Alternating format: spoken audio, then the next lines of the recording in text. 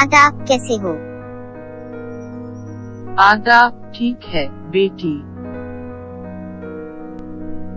आपका नाम क्या है?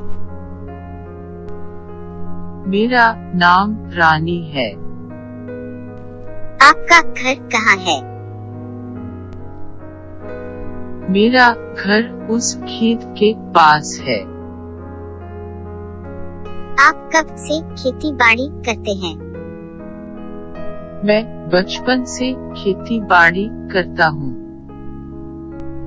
आप क्या क्या खेती बाड़ी करते हैं? तरकारी और अनाज। आप कौन मदद करता है? मेरा बेटा। किसान का काम आपको कैसा लगता है? मुझे अच्छा लगता है।